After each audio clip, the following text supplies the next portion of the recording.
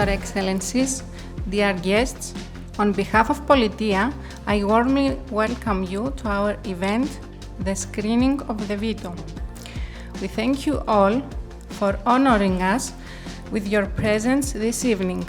Politeia is a non-profit organization that promotes civic engagement, political awareness, and a public dialogue. Tonight's event focuses on one of the most pressing issues in global governance and international law: the use of the veto powered by the permanent members of the United Nations Security Council, a mechanism that directly impacts international peace and security. We will begin by inviting to the stage Dr. Nicos Peristianis, founder and honorary president of Politeia, for a brief opening speech.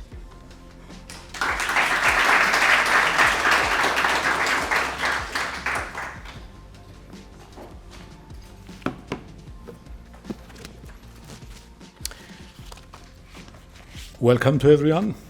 Good evening. I was just making a little joke before we started that using the ethnomethodological approach in the social sciences, we should pronounce the photographers the most important people because they're the freer. They can move around while we have to wait to start. And I, as the guest representing the guest organization, Politeia, I want to introduce this by reflecting on the importance of why would Politeia, an NGO which deals mainly with citizens and their rights, why would it care about the subjects such as the veto of the Security Council, a very impersonal, distant organization? And I want to claim that precisely because it's not very distant, it may be distant in terms of geography, it's very far away, its headquarters, but it impacts on our lives.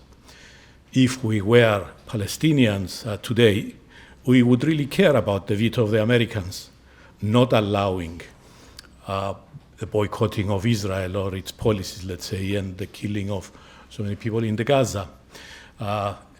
Cypriots don't want one of the members of the Security Council all of a sudden not to renew the mandate of UNFICYP in Cyprus, because immediately we'll be left with a problem in the dead zone and everything will come upside down.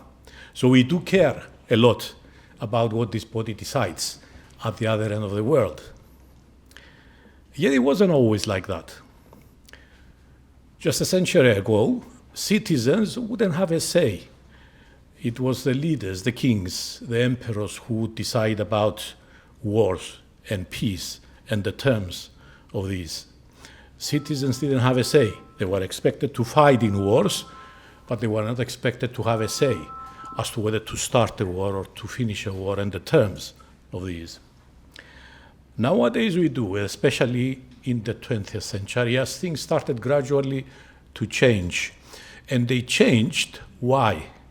After the two major devastating wars of the 20th century, the First World War, leading to the creation of the League of Nations, a very similar organization to the United Nations, but yet at that stage, for the first time, we had the creation of a body that tried to bring together the states, not of the world yet, but of Europe mainly at that stage, because Europe was the world.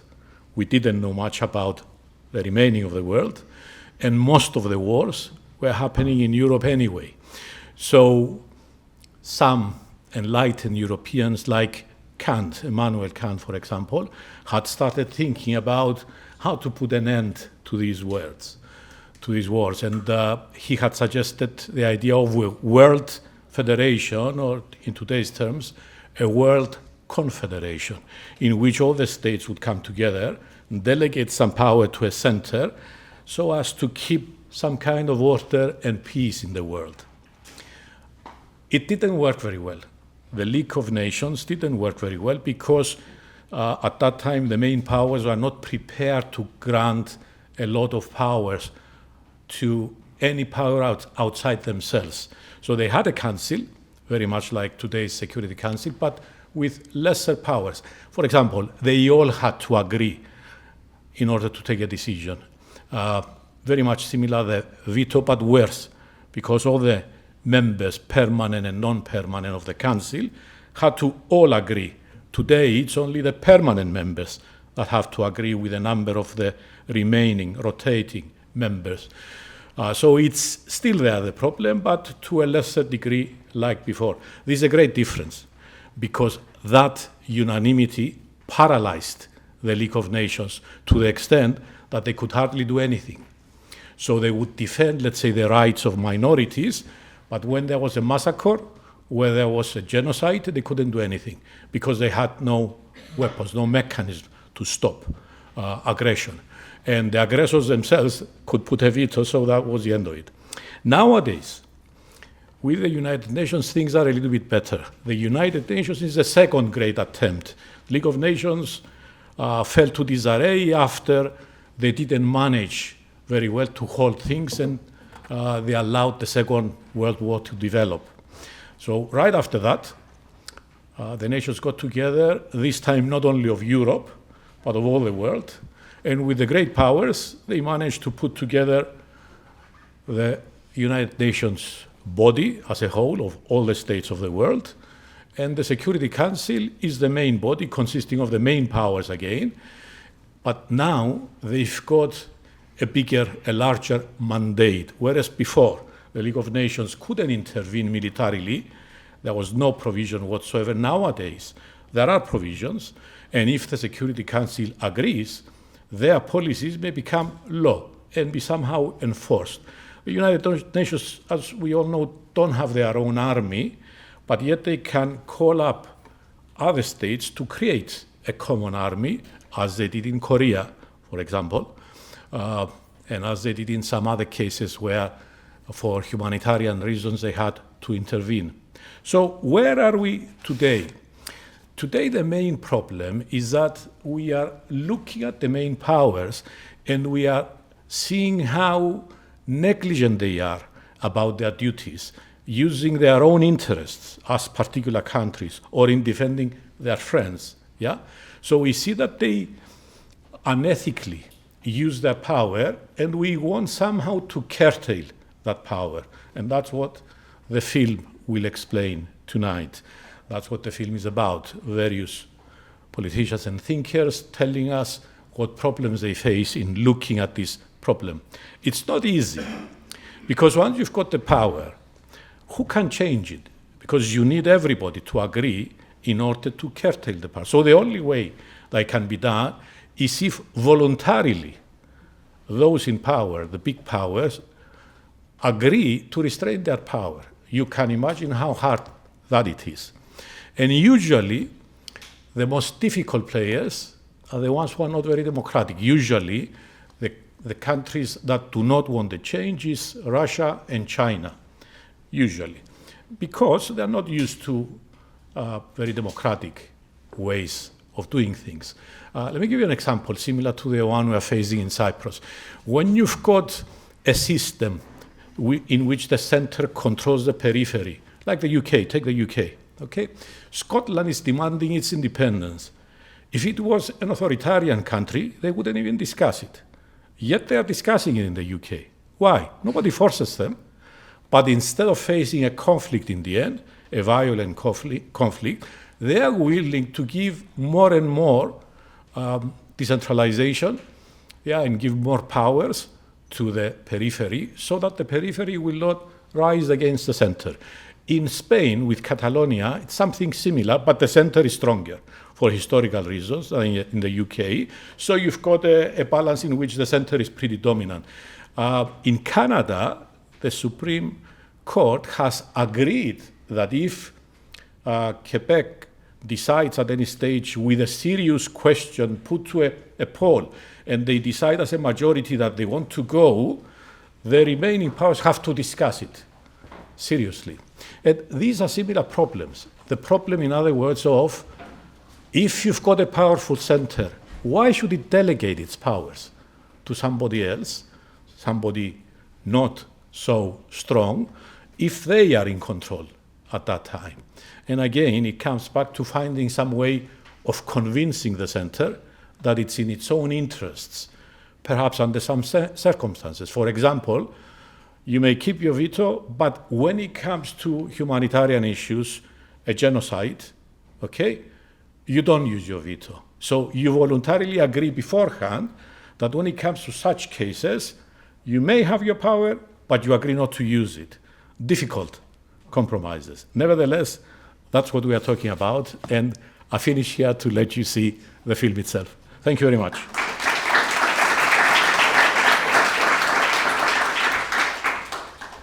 Thank you very much, Dr. Mr. Peristianis. Now we turn to the people behind the film. Please welcome Mr. Tim Slade, director and producer of the Veto, and Ms. Cleopatra Kitti.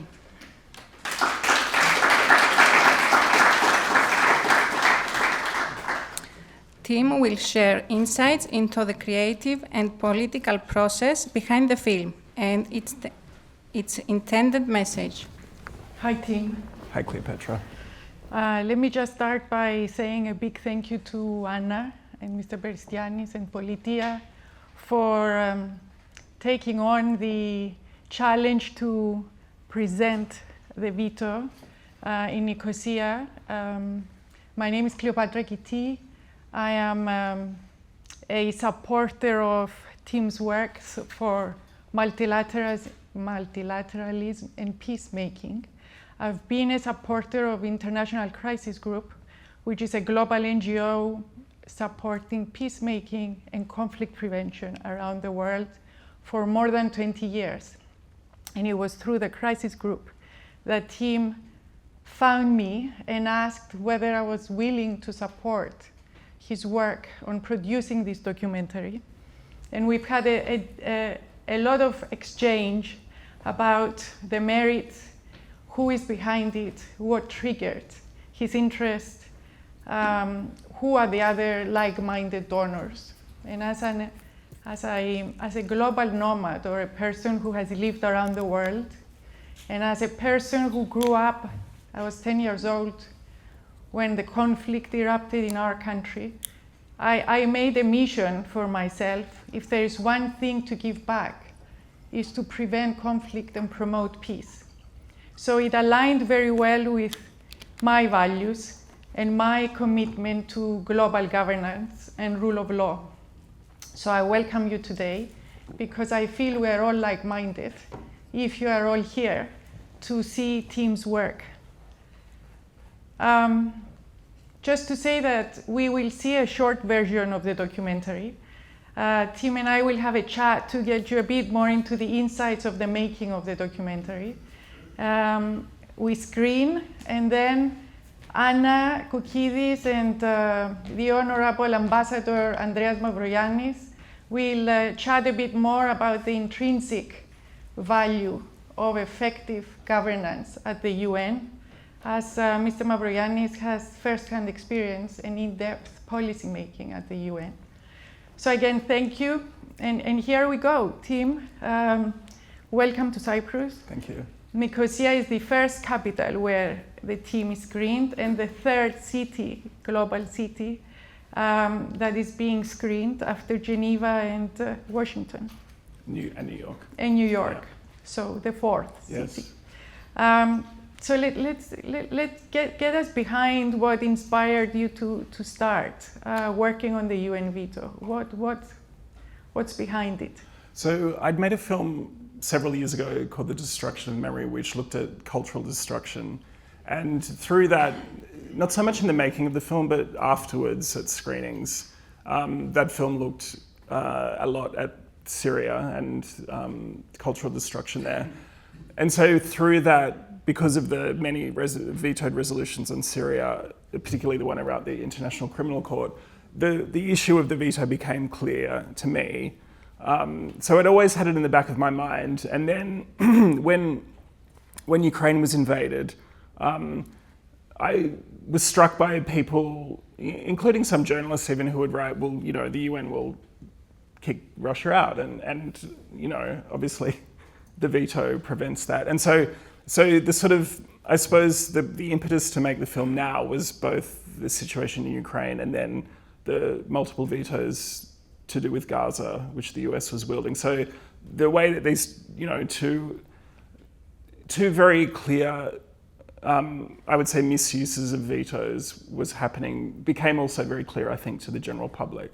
And so it seemed like the time to address the veto, particularly around misuse of the veto, but also to look at it as a sort of a lens through which to look at the UN and how the UN functions and doesn't function, and how that imbalance of power, which you referred to in your introductory words, is present, and how hopefully to minimize that imbalance. So what we are saying is that the UN, being the home of international rule of law, a home of multilateralism where a lot of other institutions depend on, and a lot of innocent civilians and countries around the world depend on it to make the right decision. Yeah. It's being confronted with an intransigent position of the P5, the 5 powers that sit in the Security Council, which are UK, Russia, France, the United States, China. They keep us in a position that defends interests rather than the wider good. Yes. And so, as you'll see in the film, particularly, it looks at the idea of veto misuse and the way in which France and the United Kingdom have committed to not using the veto in these situations, but the P3, Russia, China, and the US haven't.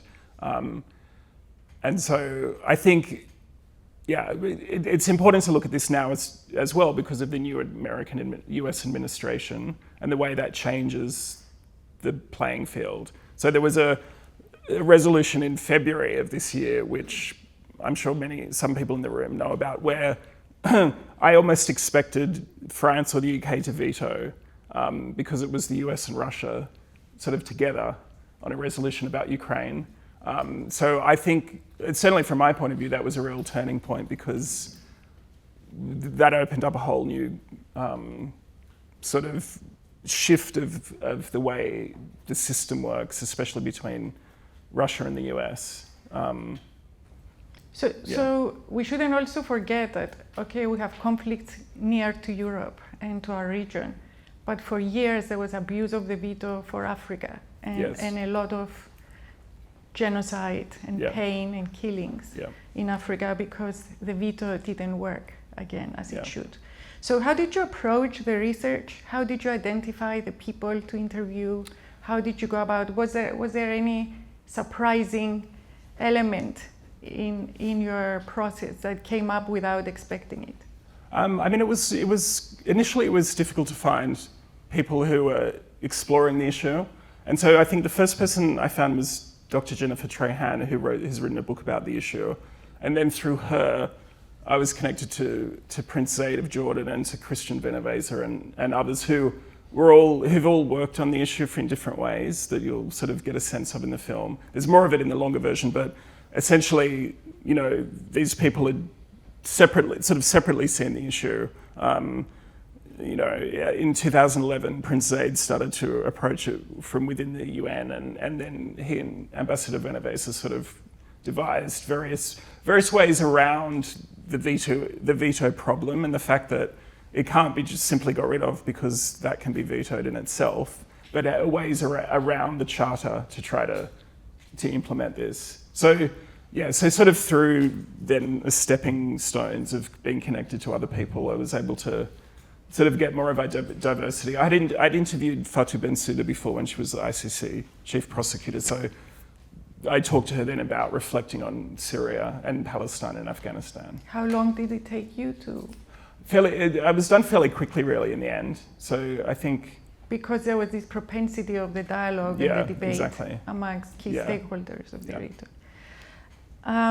Do you think the film or the documentary could inspire change? Could inspire a public dialogue, a civil society engagement? What do you hope the film to do? I really hope so. I think in the lead up to UNGA in September, and given that it was the 80th anniversary of the Charter a couple of weeks ago. I hope so. I think there's more public push. I think the voters are sort of getting more behind issues, and I think making that clear to elected politicians and to foreign ministries. So I hope so. I think, obviously the UN as well is in a position where it needs to protect itself, I think, both in terms of funding and in terms of perception. And I know the UN can be sort of difficult and unwieldy to move because of the bureaucracy and various things, but I think it's the time to sort of implement changes quite drastically because of that threat. I think we can't, as you'll see in the film, we can't do without the United Nations, because without a multilateral meeting point, then smaller states simply have to go to Moscow or Beijing or Washington and negotiate. I think that would be disastrous, particularly for smaller states. We are in a liminal moment, aren't we, where there is this shift from multilateralism into sort of trading or exchanging or trading off with the mighty and the strong countries, rather than sitting around the table and debating. Yeah. So you think there is momentum? Do you think smaller member states can coalesce and create a moment of a dialogue or a push? Yes, I think so. I mean, Martin Kamani, the former Kenyan ambassador, talks about this more in the longer version, but I think that, smaller states banding together is crucial, and civil society. But I think, both of those things need to come together. It's not in the film, but Martin Kamani pointed to something which was referred to in your opening speech, that we can't come back to the UN after a third major global conflagration. That's, as we know, that's too risky to chance now, given nuclear weaponry. And so it has to be done now. I think the impetus for change can't be on the back of some disastrous war. Disastrous war. And so that's why, it's important, I think, for example, that the General Assembly consider going to the ICJ to rule on the veto and the potential limitations of its use, because at the end of the day, Russia and China and the US won't like it, but they have enough power and they will all sort of, as we know, ignore the ICJ anyway. But I think it has to be on the record, and I think then it allows other member states to do what they have to do, perhaps to uphold the rule of international law. Create a legal precedent. Yeah, exactly. So that's part of your aim, to push for a legal precedent. Yeah. Before we close our very brief chat here and let the audience watch the short version of the documentary, I'd like to sort of bring it back to Cyprus. And as Mr. Peristianis also mentioned, our entire foreign policy as a country, our premise for resolving the division and conflict on our island is based on UN resolutions, is based on US peacekeeping forces here, is based on a framework of negotiations that is defined by UN rules. Do you think as Cyprus we are treading a fine line on the effectiveness of the UN being an effective institution that can carry us forward, both into the existence of the Republic of Cyprus or the future of a unified country? Are we again at a liminal moment where we have to be aware of what's going on in New York to be able to shift or redesign our thought process here? I think so. I think that shift, as was the way that the P5 use and don't use their veto, and what veto threats may do, and whether you can rely on someone to not use the veto or to use it, is something that plays into Cyprus's future. And I think it's why too, for example, there was a resolution passed on a ceasefire in Gaza, which and so if that's not implemented, then what does it mean if there is a resolution passed on something crucial to do with Cyprus, particularly around where there's an issue of crimes against humanity? So I think, it's all interconnected, and so that's why, if Cyprus is relying on the United Nations, then it matters what happens in other cases as well, and that the UN is functional. Which is not at this point, right. or is at a high risk not to be functional. Yeah. So. And I think this may come up later, but I'm not sure I don't know the reasons why. I don't know if it's been stated. I haven't looked at the news, but when I was flying to Cyprus, the fact that at the BRICS conference that the leaders of Russia and China didn't turn up, then potentially, I'm not sure, takes out BRICS as another multilateral possibility. So it seems we need a multilateral forum, and given that the UN exists already and that perhaps things like BRICS aren't going to work as effectively as we maybe thought they would, then it puts more of an onus on the UN to work. And it also puts a responsibility on other countries in the world that believe in multilateralism to push for change at the UN and hold the torch of peacemaking and conflict prevention. Yeah. Well, thank you. Thanks. Thanks for being here, Cleopatra. Tim Slade, and for making the UN veto.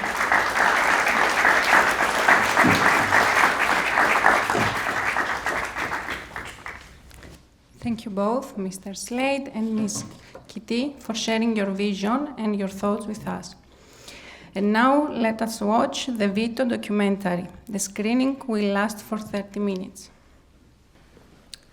So now we have a critical question for the future.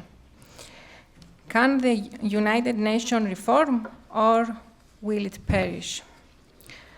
We are honored to welcome Dr. Andreas Mavroyiannis, Ambassador ad honor and member of the International Law Commission of the United Nations, and Ms. Anna Koukkides-Procopiou, President of Politeia and former Minister of Justice and Public Order of the Republic of Cyprus.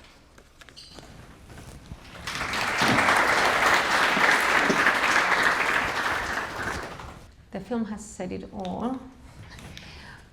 Which makes, I think makes it very challenging to pose some questions ourselves. Before I do that, let me just start by thanking Tim, who's here with us today, Cleopatra, who made the connection, and of course the Peristianis family, who very generously funded this event and made the event possible through the Universitas Foundation. And as Politeia, we thought it very relevant to what is going on in Cyprus today, what is going on in the world today, to discuss whether the international order, the world system, let's say the international system or the international society, depending which vector of international relations you come from, is relevant.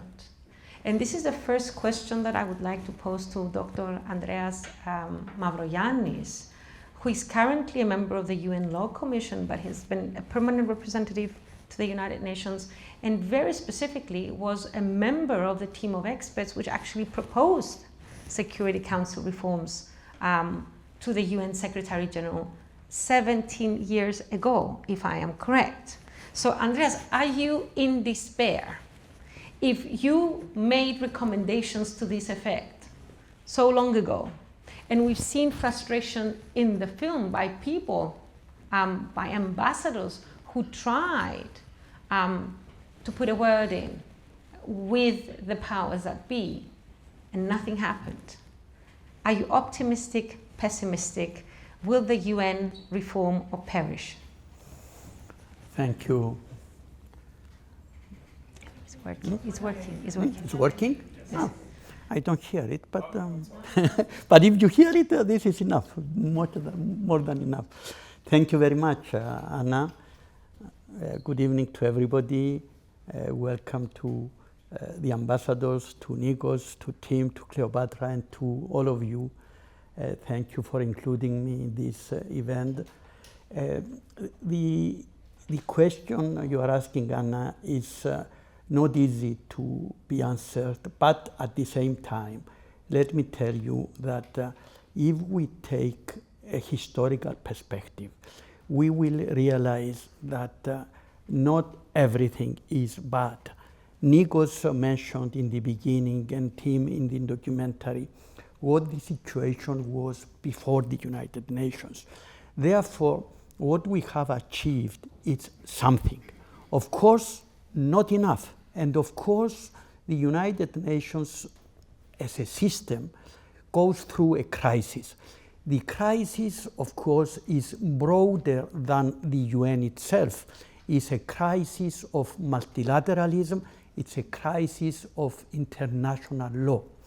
International law has its specificities, the main of those specificities being that you don't have mechanisms of constraints and mechanisms for the implementation. Therefore, it's up to the states to implement or not to implement what the rules are stating. The rules are there and they are very clear. Of course, genocide is not permitted. Of course, violations of human rights are not. Of course. The rules are there and they are very clear. The problem of the world today is implementation. So, if I can, for a couple of minutes, Anna, go back to the beginning, 1945, the inception and the creation of the United Nations. Because, as Nicos mentioned before, and as my friend Prince Zaid was mentioning, you know, in the League of Nations, which was the first effort to have a multilateral body dealing with peace and security, you know, but it failed not only because of the need for unanimity, but also of the lack of overall mechanisms for implementation. So in 1945, the UN was based on the idea of the prohibition of the threat and the use of force in international relations. For this to happen, it was necessary to have a system of collective security. The system of collective security was under the United Nations, and more specifically, it was the mission assigned to the Security Council to carry out the primary responsibility for the maintenance and the restoration of international peace and security. But we had the P5, the winners of the war. So the idea was that no action could be taken against those winners of the war, whilst action, if you read the charter, you will see action is permitted almost freely against the enemy states. But the difference here was the notion of action. The General Assembly has power of recommendation, but it does not have power of taking action that overrides the sovereign equality of states. This is the only organ in the broader international system which has the power to take actions, even to violate sovereignty of states, etc., in order to maintain and restore peace and security. So this is how the system started, but there was a but, and the but was the P5. The P5 got the right of veto, which initially meant that the P5 had the right to decide whether the system would operate on a specific issue, or whether, at the end of the day, one issue and the way the UN was dealing with this was within the framework of international collective security effort. And they were able to exclude. So this was the initial idea. But it went, of course, well beyond this, because, for instance, the first vetoes were cast mainly by the Soviet Union and by the United States on issues of admission of new members. In order to have a member admitted at the UN, you needed a resolution by the Security Council, and then the General Assembly would decide. So, in order to prevent on both sides in the Cold War, you were having veto. The same that was happened to Palestine last year. You had a veto preventing the General Assembly at the end of the day to decide the admission of Palestine in the United Nations. Then, let me tell you a very short story. 1950. What do we have? We have the Soviet Union not participating in the work of the Security Council in order to protest the fact that China was represented by Taiwan. Okay, it was after the Chinese Revolution, in Beijing it was the communist regime, etc. But China was continuing to be represented by Taiwan, the Republic of China. So, and Taiwan, this small, relatively small state, was having the right of veto because it was one of the five. So, sometime in 1950, we had the North Korea invasion crossing the line towards South Korea. So, what happened?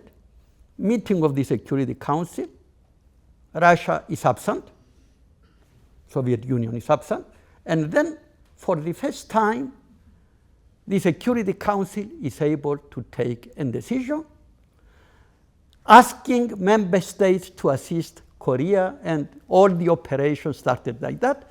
And of course, the next day, Soviet Union went back to the Security Council. And then we had the Uniting for Peace resolution, or Acheson resolution, or resolution 377, where, because exactly of the fear that everything would be blocked at the Security Council, there was this possibility when a veto of a permanent member was preventing the Security Council from exercising its primary responsibility, the General Assembly, as Christian was saying, would take up within 10 days and exercise and act in order to restore peace and security. And this happened many times. And we have our friend, the Palestinian ambassador here. Even the recent, if you like, meetings of the General Assembly on the Palestinian issue happened under the procedure of the Uniting for Peace resolution, because the Security Council was not able to take action because of the veto. So it went on like that. 1956, something very close to us, very close to us.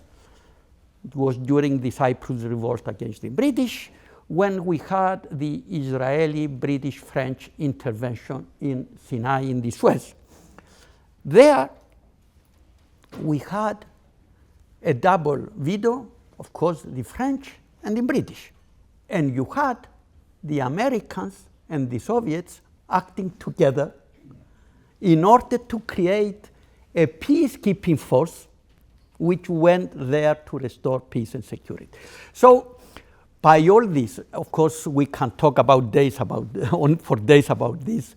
You know, it so happened that I had special responsibility during my tenure as facilitator for the right of veto. So I went through a lot of work and I interviewed all the P5 and all members, and so on the part on the veto, I was trying to encapsulate all those issues. But in order to not to monopolize the floor, I would say that of course the veto is very, very problematic, and it's becoming more problematic because the public opinion around the world today would not condone and would not understand and would not accept that what was meant initially to protect the interest of the P5 and not to have anything against them happening, today it became so high-handed, so used in a way that people consider that it serves just the arrogant interest of a member state, that people cannot condone it, cannot understand it. But Andreas, give the floor back to Anna, because we are going to talk about changes. Yes, I mean the question. I mean, you described the historical process and the reason why the veto is there, because a lot of academics would disagree with the academic we saw at the documentary, because they would say, unless we have the veto, the big players it will be a game that the big players will not want to play. So it's possible that if you dismantle the veto, the big powers will not be interested. So there is the French proposal, which was mentioned in the documentary. We keep the veto, but we say we're just using it. Countries should willingly refrain from using it in cases of genocide. So what is your take? I mean, what is your take on this? What would you suggest? Is it possible not to have the veto? It's not possible. It's not possible for a very simple reason. The P5 control the system. As I was saying, they control membership, but more so, they control reform. For a reform or for any changes in the charter to be implemented, you need a 2/3 majority in the General Assembly for the adoption, and then you need ratification by the 2/3 of the members of the United Nations, including all P5. Without them, you cannot reform the system.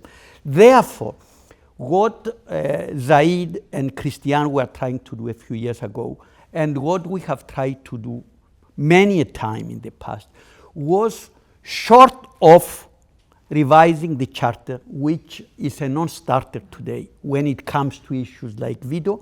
What can we do short of this? And there were these ideas that were mentioned. The need to have 2 vetoes at least, the need to have a gentleman's agreement that you don't use the veto in cases of mass destruction or humanitarian catastrophes and genocide, etc.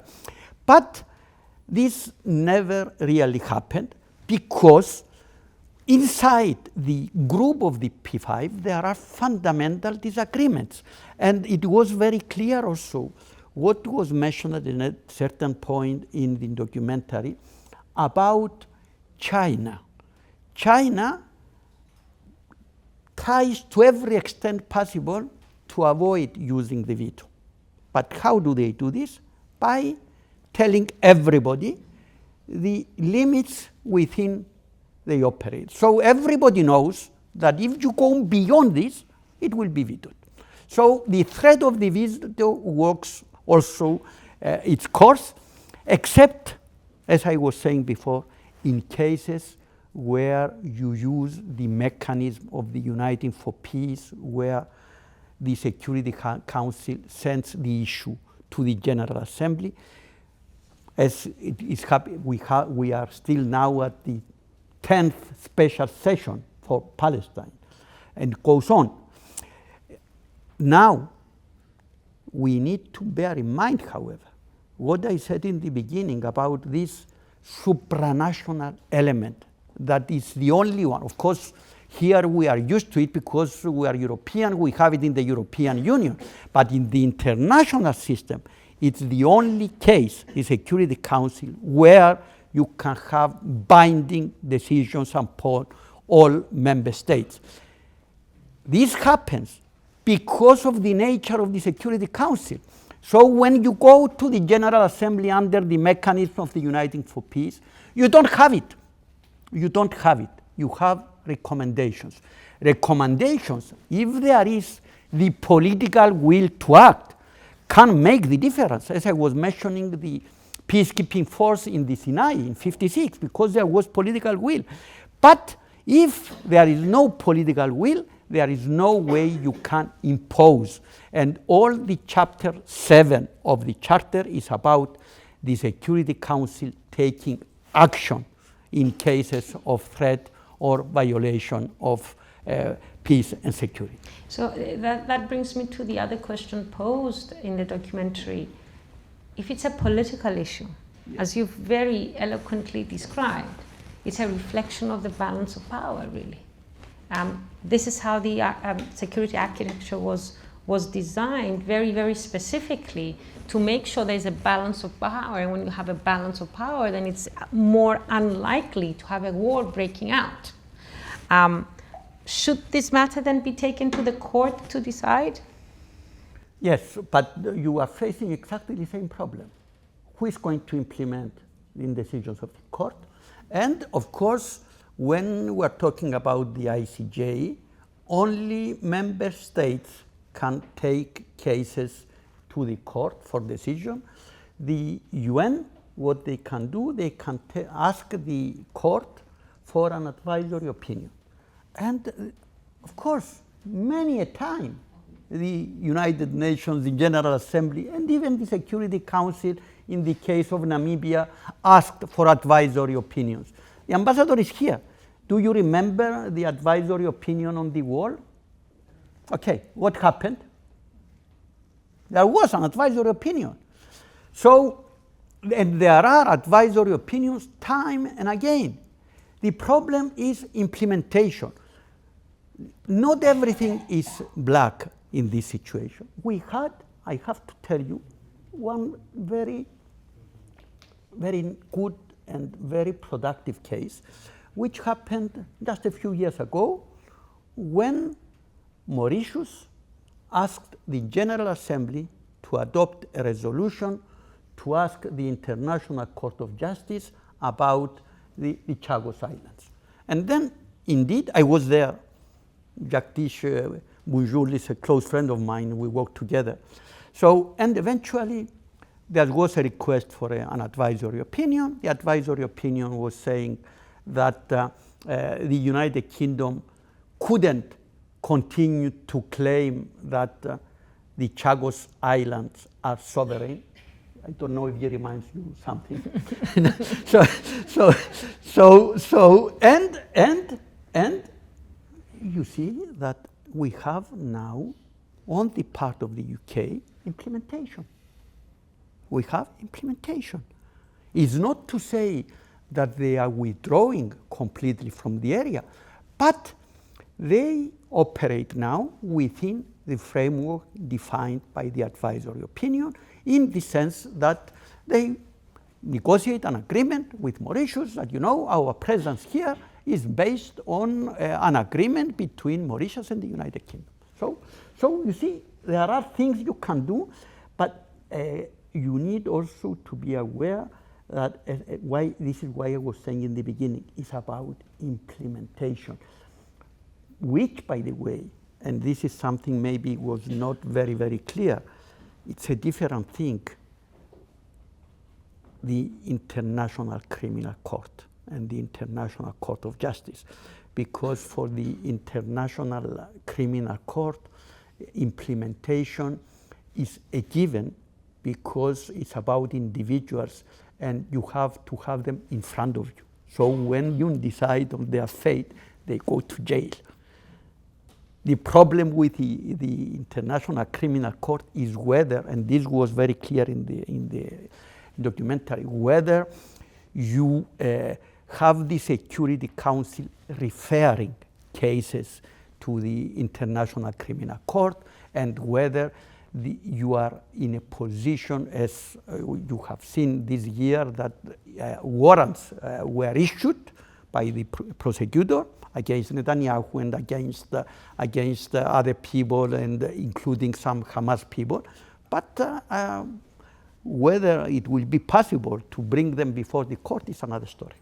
So is everything going? I think what you've said, Andreas, so far is rather on the pessimistic side, if I'm allowed to pass judgment on what you said. And the big question, which is not easy to answer, and I don't think we'll answer it here tonight, is is the international order being dismantled? Is the UN still relevant? Is it becoming more obsolete? And it reminds me, if we go a little bit back in history, further back than the League of Nations, if we go back in history, in European history, after the Napoleonic Wars, the great powers of Europe tried to come together through the concert of Europe so they could block France from rising again. But they included France to make sure that they sort of engaged it, a bit similar to what happened to Germany after the Second World War with the European Union. And they tried, and then it didn't work at some point. And then George Canning, being the Brit, he said that the famous phrase, every nation for itself and God for us all. So, is this what the international system is coming to? And this is the question that really concerns us as Cypriots, because we depend on UNFICYP, for example, for security. What happens if next time we go to the Security Council to renew the resolution, to renew the mandate, it's vetoed? It's a real question, not only of security, but also because the mandate of UNFICYP is to be here until the normal state of affairs is restored. So if they leave, it's a political thing as well, because a political statement is being made that the normal state of affairs has been restored. So just very brief, your take on it. Where are we heading, and should we be worried as Cypriots? We all have to be worried, I think. And as Cypriots, we need also to be aware that it takes just one permanent member vetoing a resolution in order for UNFICYP to withdraw. We need to be aware of this. We managed so far on the Cyprus issue not to have these kind of controversies between the P5. They are unanimous, and every year the renewal happens with no real problems. However, you would recall that 8 years ago, for instance, when Nikki Haley was the American ambassador to the UN, she was questioning the presence of the peacekeeping forces, including UNFICYP. So eventually, you needed to prove that it has real added value, and of course, we were far from reaching a deadlock and a veto, but the question was raised, and we need to be conscious that, here in Cyprus, we are used to have the peacekeeping force for 60 years now, and we think it's part of the landscape. It's not. And it's not only this. We have also all the resolutions of the Security Council and the framework that defines the parameters of the settlement and all those things. And there again,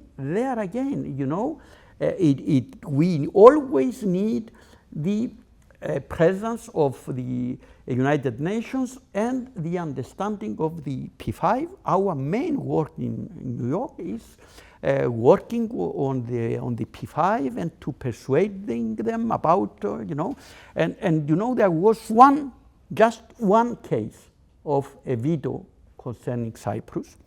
It was in April 2004, a week before the referendum on the Annan Plan. And it was cast by Russia, but it was not cast because it was affecting fundamental interests of Russia, etc., but because they felt that it was falling short of what a resolution by the Security Council should be at the time.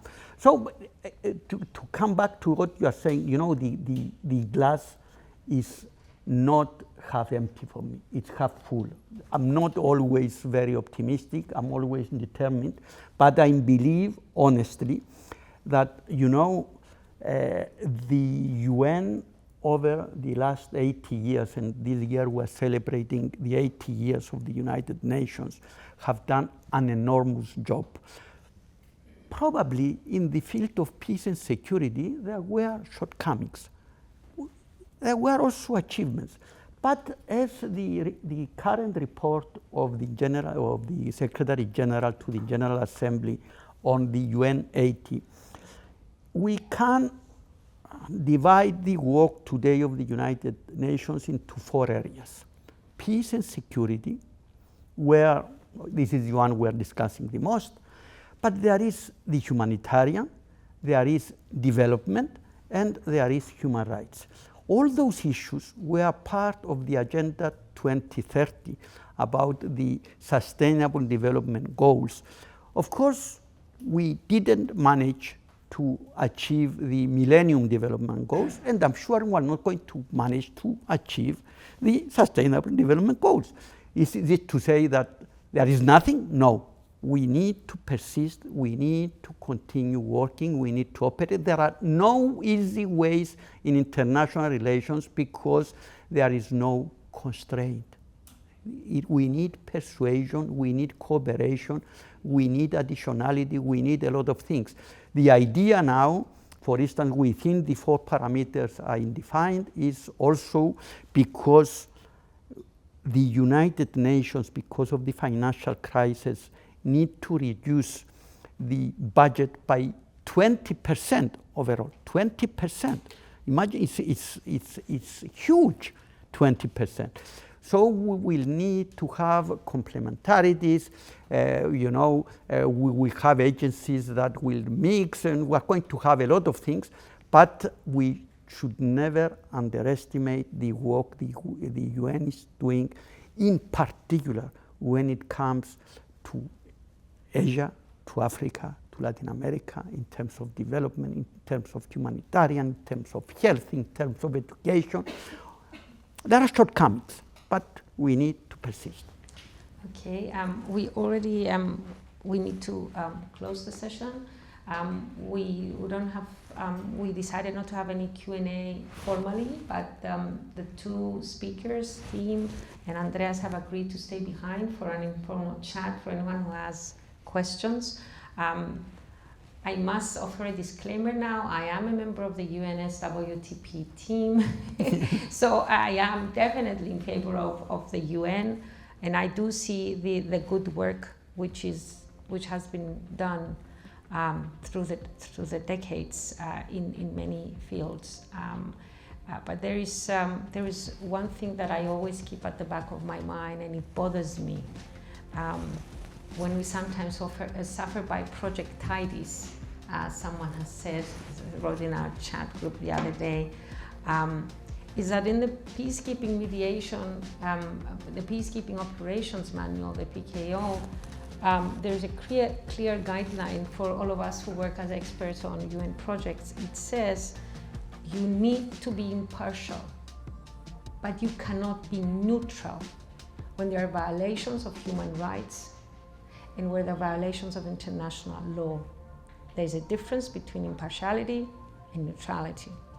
And this is exactly where the values, I would say, of the UN and what I have just said definitely align with what Politeia is doing.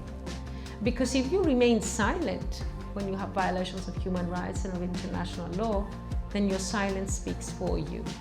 And we will not be silent. Thank you very much for being here with us today.